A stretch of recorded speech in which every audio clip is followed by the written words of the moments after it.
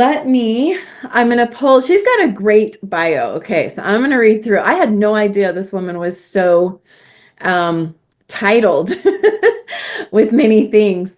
She is so down to earth and real. First of all, let me tell you, I have to tell the fun part of working with Jaeden. So Adams Wealth is a wealth management company here in Cache Valley. And I was actually familiar with them because of more or less they're involved in good things. I think the Adams created a park that was important up in Providence, and there's a whole history and story to it. It's kind of heartbreaking, but it's one of our favorite parks to go to. And so they've done so much good in our community. And so I wanted to support them for that reason. But then I got to meet Jaeden. That's really the fun part. So she is like one of those people that doesn't bore you with too many numbers. I mean, I have other financial people and I have a hard time having conversations with them, I will have to say, because like they kind of talk over my head, and Jaeden doesn't do that. She has actually taken the time to look at some of my creative out of the box things, and she has been truly objective and not swayed me based on an agenda, which I love. So anyway, let me tell you a little bit about her background. Okay, so she joined the Adams Wealth Advisors in 2019, works closely with clients to develop and execute financial plans. She strives to provide detailed service and tailor client experiences to meet their goals and values. She loves the clarity and peace of mind that financial planning brings. She is a certified financial planner, a CFP, and a certified public accountant as well. She also holds the NSSA certification. She's the only woman in Utah to hold all three of these certifications. I'm like, yay, go girl. Thank you. She received her bachelor's and master's degrees in accounting with an emphasis in personal financial planning from Utah State.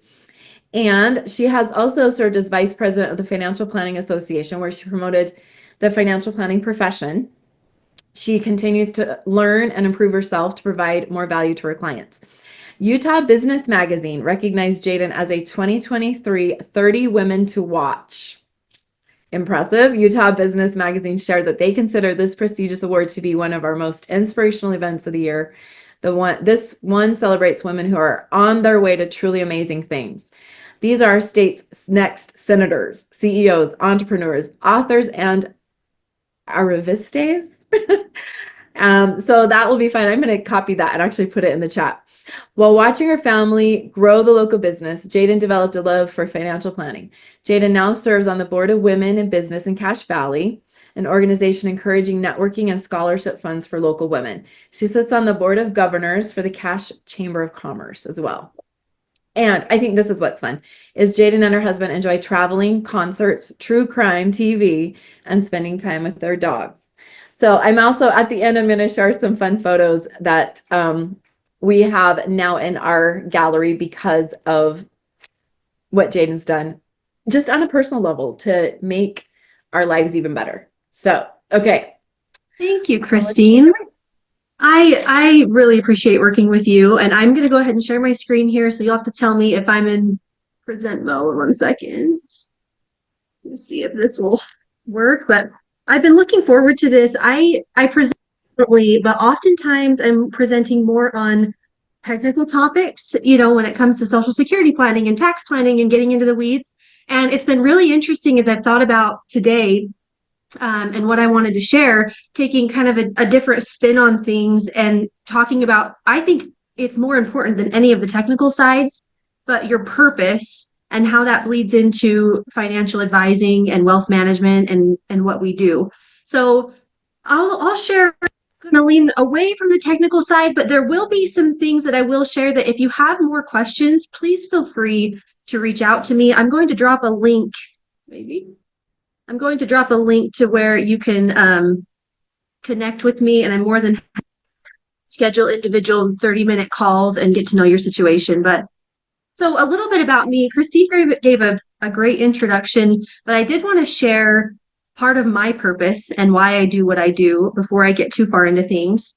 My name is Jaeden May. So I'm an advisor here at Adams Wealth Advisors in Cache Valley. I was born and raised in Cache Valley and did not think I would still be here.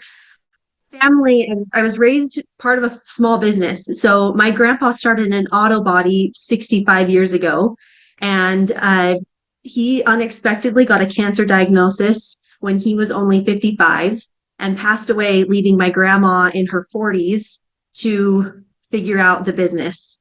At that time, my mom and her siblings were teenagers or early 20s. I was young at that point, and I really was a fly on the wall for the last couple of decades while he's been gone, as I've watched my family navigate loss and also inheriting a business and business ownership. And so it's interesting because as I was thinking about the topic today and finding your purpose, I really started anchoring to this idea of, we can choose our purpose, but we can't always choose our path because there are obstacles that get put in the way.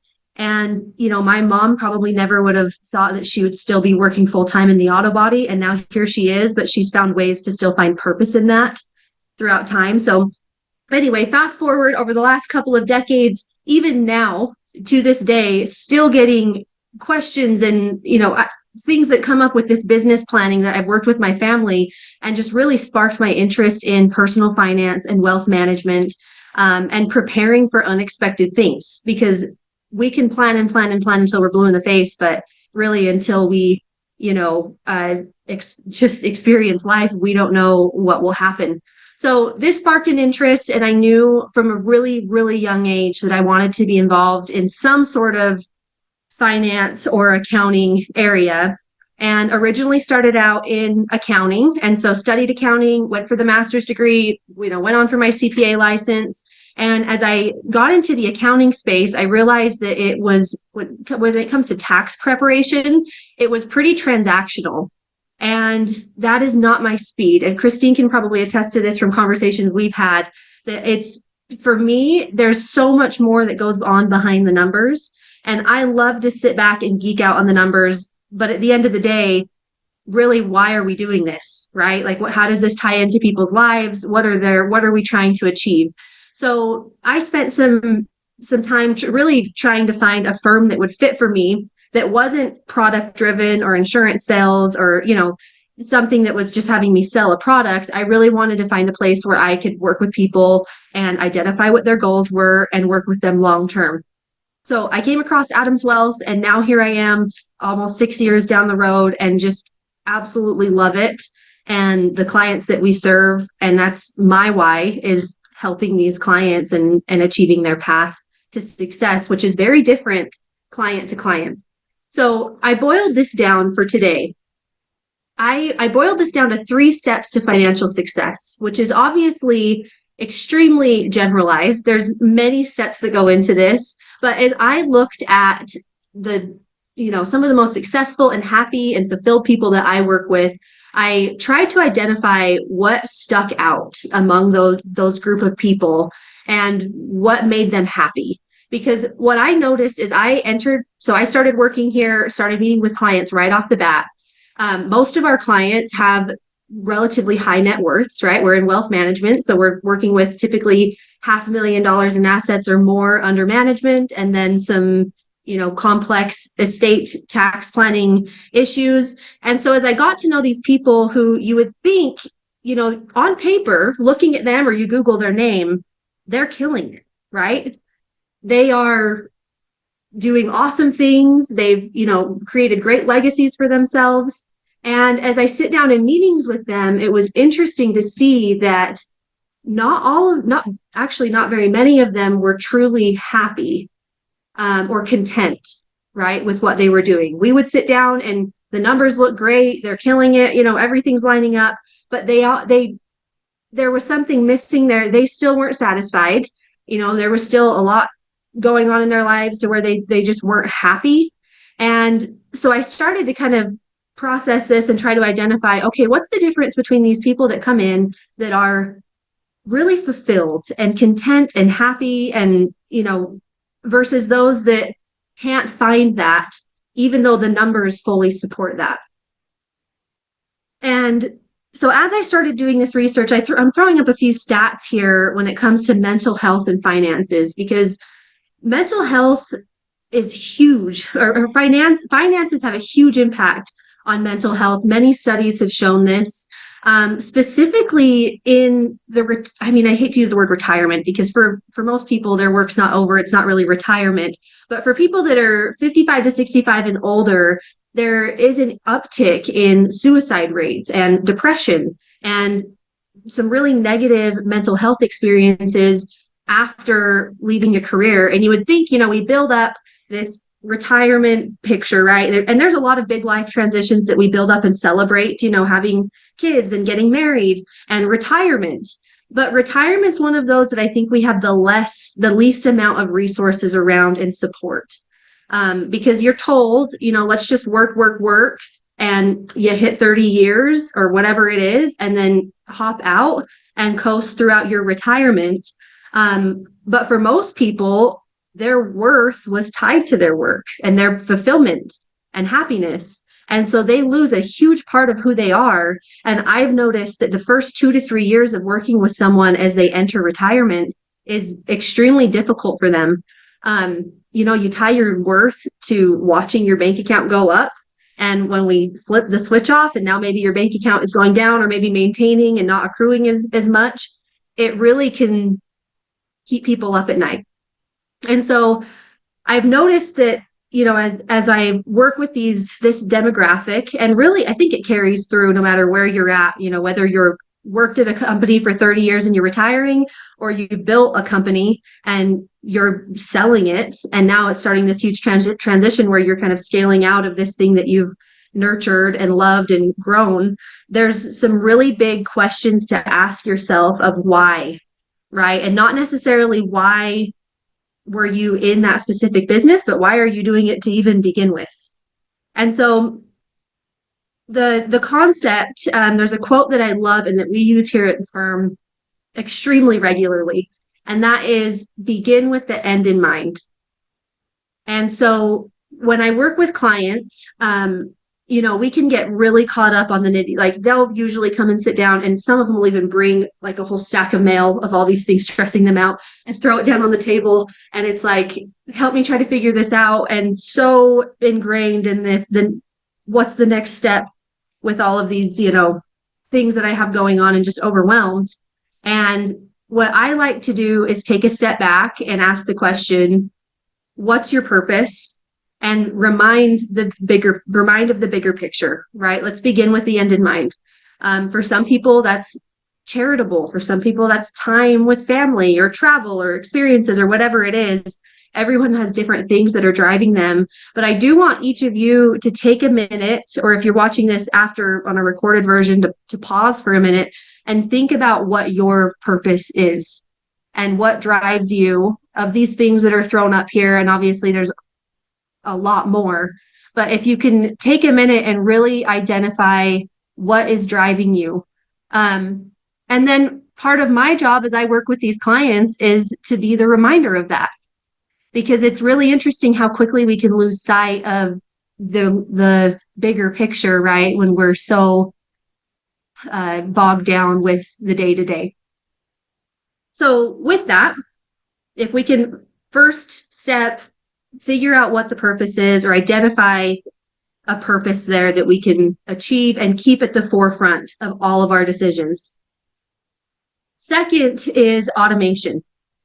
So there's a lot going on in this slide, and I'll kind of talk through it. But what I found, the people that are most successful, that find the most happiness, are able to identify what actions of theirs bring the most value to their business or to their family or their life, and what actions can they outsource or can they automate and set up to where they're not having to, exercise that decision muscle. We're making decisions all day, every day, right? Every little thing that we go to do, there's some sort of decision, and there's decision fatigue is real. And I've seen this with clients that, especially when we're about to enter, I look at business owners that we work with that are maybe getting some entertainment of a buyout. And, they start looking at the numbers and they get a little bit excited. And then they start looking at all of the decisions they're going to have to make over the next couple of months. And it's just like coil back into their corner and the comfort zone, because it takes a lot out of you to have to make decision after decision. So what I encourage you to do is think about on the financial aspects of your life, what can you automate? I'll take a minute as I think through, or as I wanted to map out some pillars of financial growth. And so this is where we'll get slightly more technical, not too crazy, just for those that are more interested in the specifics of what it takes to build a financial plan. There's 3 different areas that I like to focus on when working with someone and when trying to identify, okay, what can we offload? What risk do we retain? How can we make decisions efficiently? First, income optimization, which while you're working is relatively easy, right? Because you show up and you're either getting a paycheck or you're whatever it is, right? You can get some income rolling. I found that as people age and as they mostly just as their risk tolerance changes and they want to take on less risk, finding some really consistent sources of income can be extremely valuable, whether that's Social Security or, rental properties, whatever that is. That could be different for everybody. But I have found that if we can solve for where your income is going to be coming from and create a plan to where that's systematized and you don't have to be worried about where the next check is coming from, that can take a lot off of your plate mentally. Strategic investing. So our firm is a bit different in how we handle investment management. We have hired on our investment team to work on site with us. So rather than outsourcing, to a firm back east or, using other services, we have hired on 5 chartered financial analysts, that's CFA, who their full-time job is managing portfolios. They bring decade of experience on the investing side. And it's really interesting to hear their perspective, as they've worked with multi-billion-dollar portfolios and, kind of finding what does it take to build a portfolio like this? And for many people, it's building a business and you make your wealth by building your business, but you keep your wealth by diversifying at some point, right? There tends to hit a point in time where diversification becomes really important. Or it's those that are really disciplined in their saving strategies. And for them, it's not a decision anymore. It's setting up that 401k contribution. And next thing you know, 20 years down the road, we're looking at $1 million 401k, and that makes some of your financial decisions a little bit easier. So we look at not just on, the stock bond side, we're looking at real estate, whether it comes to private funds or private companies that you can own, maybe looking at some atypical risk options where we'll look outside of the stock market and see, okay, where else can we take on risk that would mitigate or increase diversification and mitigate risk over the total portfolio. But trying to get extremely intentional with each of your investment decisions to where not only does it tie in with your purpose, but getting it to the point where you're not having to make really extreme decisions all the time. You can get this systematized to where when you have to make the decisions, but then you can step back and get spending time to what you do best, which is typically in your own business or with your family. And then finally, risk management and protection. Of course, a huge part of what we do is just making sure that people are protected from the unexpected things. I work with a lot of widows. I would bet almost half of the clients that I work with are single women or women that executives, business owners, or widows. And it's interesting because for most of them, they've had some sort of life transition that they weren't expecting, right? There's, death or divorce or whatever it is, and they're thrown into this transition. Again, you can't always choose your path. And it's really interesting to see them build in their own systems that they've never had to even think about, to where they can build their own wealth and continue looking forward and tying things back to their purpose. So I want you to take a minute and think, what can you automate when it comes to your finances? Is there, a saving strategy? Is there whatever it is, right? If you have access to a 401k, or are there things within even your budgeting that you can automate and take off of your plate so that you can free up that mental capacity for the bigger decisions that are really tied to drive your purpose? And then this really is the most simple, but accountability and follow-up.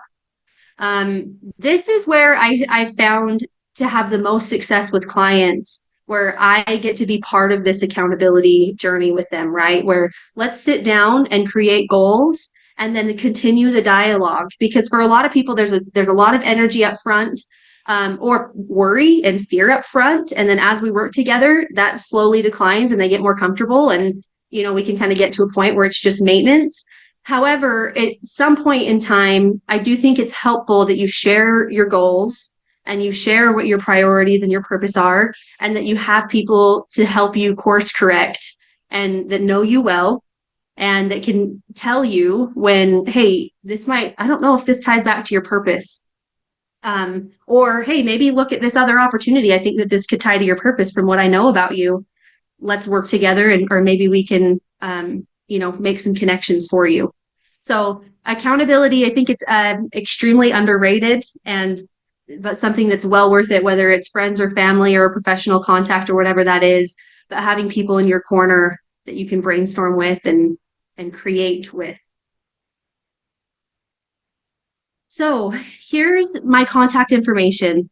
I again just would love for you to take at least one financial action with you today. And I would love to I have a link right on here and I can drop it in the comments as well, where I'd be more than happy if you want to schedule a 30-minute call and talk through your specific situation, whether that's around the purpose or just the technical side of retirement and, cash flows, whatever that is. Let's have that conversation. But if you can take one financial action from today, whether that's systematizing or, finding what your purpose is, I would strongly encourage you to do so. And then I do have to make a small disclosure from a compliance standpoint. Obviously, we walked through some general information. Until I can get to know each of your situations, none of this is specific advice, just general recommendations that I've found help the majority of the people that I work with. So totally open to questions if there are any. And thank you guys for spending the last 25 minutes with me. Awesome. Thank you. Yeah, I think basic being accountable and responsible, that's huge. I've heard it called, okay, if you want to make it more, I keep bringing fun into today because some people do not have fun with numbers. Some people like money creates a lot of emotional stuff. And so make it fun. You can actually call it a money date. So I heard this from one of the people I worked with is like, set your money date where you sit down and obviously that is more fun when you have, we talked about a money grade before you came on. When your grades are good, you're more likely to want to do your homework, right? Yeah. Anything you want to address with that? Like how to structure that or to get a few wins under your belt, right? Like when I look at automation, it seems like one of those things that it's like, oh yeah, I've heard this before. I know that I need to offload, but when you can experience it, and it might take some trial and error, it makes a huge difference when you can just have those wins. It's huge. The momentum is big. Which is a perfect segue. My husband is a huge fan of hockey. And so we have a recent set of pictures that I will share. So Jaeden doesn't know this, but he ended up taking all three of his daughters, and this was a dream of his. And it was because Jaeden was able to get us hockey tickets. I don't know if you know how hard it is to get to see our new hockey team in Utah, the Utah Hockey Club, but they're tricky. And so here we are. This is their fun moments. This is him and his daughters. And this was so like, this was a big deal. And so thank you. But I have another big deal on this. A year ago, the other thing you have to know about Todd is that his mother has watched every Jazz game for the last 10 years and has never been to a Jazz game until we got Jazz tickets from Adam's Wealth, and Jaeden made sure, not only did she get us tickets, she was actually there. They were like part of our, little welcoming committee, she and her husband. And she even gave up the front row seats too. You got to see this woman and her moments of total joy. as, this is, she's in a wheelchair. She is not she was not playing basketball, not at all, but she's a huge jazz fan. And so we were able to take her, she was able to get basically front row seats. And it was just the highlight of her lifetime, I will tell you. So those are fun things. And I think that's the idea, is that we want to work with people that care about that. And so Jaeden, you have done that so well. Thank you. And I love all the other little fun things from your company. Like I walked out the door the other day and was like, oh, there's a box here. And I opened it up and it was an apple pie from a really cool pie place. So I was like, thank you. Thank you for all those fun things. It's been interesting because, a few years ago, and the firm's evolved a little bit. There's a huge part of what we do is on the technical side, and we have an awesome team. Like I could go on and on about the talent that we brought on, but what we found, I've sat in client meetings, and when I first started, I noticed, I would spend all of this time prepping the technical side for a meeting, like running the tax numbers, getting all ready, and then we'd sit down in a client meeting and we would use 10% of it. Mm-hmm. And of course, it gave me confidence. I had it on the back end, like I knew what was going on. But when we sat down with people, we realized like people just want to know that you care and that you, right, and that you see their vision and what their purpose is, and that you can help them get there. And the technical side will come, and we can do a lot of that work on the background. That's why they have us. But anyway, the experiences like that are what it's just so cool to be a part of and really make the memories that matter. Yes, it is, because I know I've lived in both worlds. I've lived in a world with someone who had plenty of resources and was very protective and watched the numbers so much that it felt like that was more important than the people. Mm-hmm. And so I think, that's, and some of us grow up in families where that's the upbringing, or get in situations where that's the reality, or a job, right, where that's the reality. And so it is so important that we balance out those values and that purpose and look at the why behind the numbers and the people. So thank you for doing that so well.